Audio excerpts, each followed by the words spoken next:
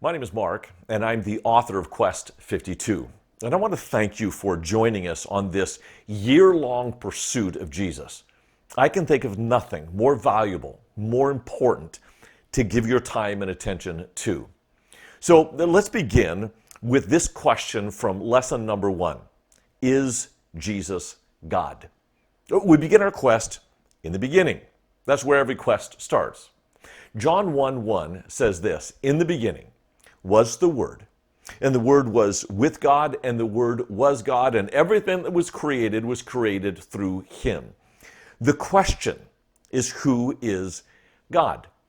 And according to verse 18 of that same chapter, this is John's introduction, and as he brings the introduction to a close, he says in verse 18, "No one has ever seen God. The only God who is at the Father's side has made Him known." The claim that John is making is that only Jesus can truly reveal to you the nature of God. Now, there's some things about God we know through nature. For example, we know that God is powerful. So the technical term, His omnipotence, you could get from creation. Another attribute of God is omnipresence, that He's everywhere. You could get that from nature.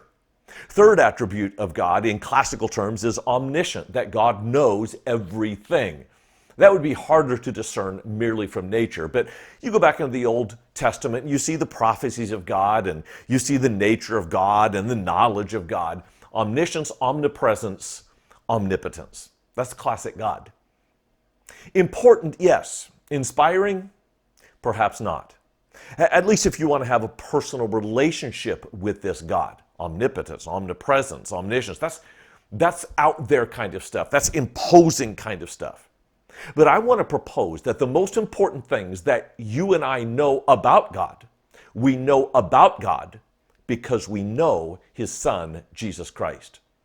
And John points out 3 of those things right here in the introduction to his gospel. Number 1, God is near. No other religion says that. Oh, sure, there's some religions that say that God is near if He's impersonal, if He's a rock or a tree or a river.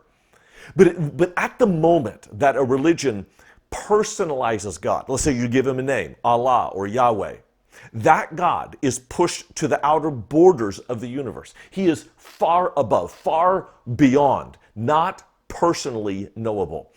It is only Christianity that makes God both personal and near. And only through Jesus is He knowable. So God is near. The second attribute of God that you find only through Jesus Christ is that God is love. Now, I am not saying that other gods don't love their own people. They do. I'm not saying that other gods don't love people who sacrifice to them. They do.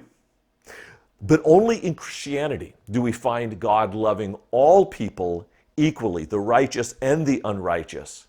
Only in the Christian God and only through Jesus do you hear these words, love your enemies.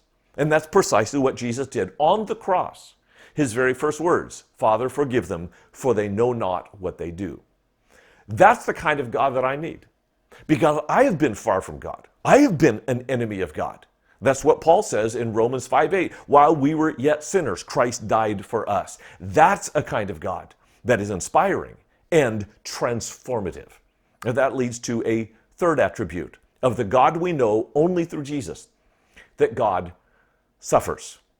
There's actually a debate in religious theory, not just Christianity, but religions, period, whether God could suffer and still be God. Christianity never enters the debate because it's so transparent that Jesus, our God, suffered for us.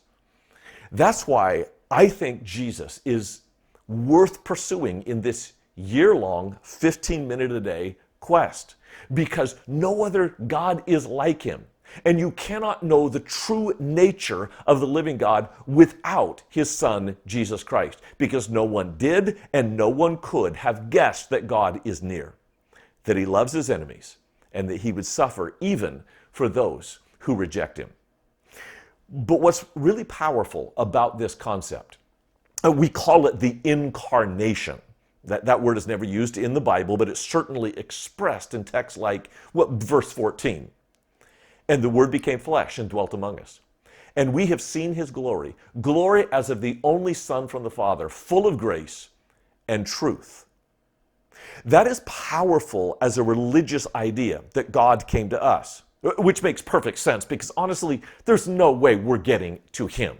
So without the incarnation, how would we ever come to know God? But it's powerful not just as a religious concept.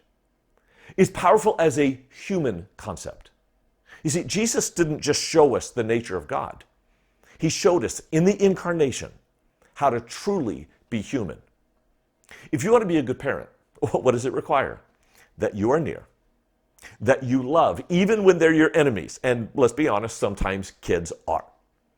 And that we suffer for them. Those are concepts that make a great parent.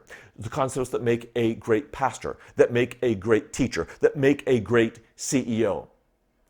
Jesus is showing us not just how to know God.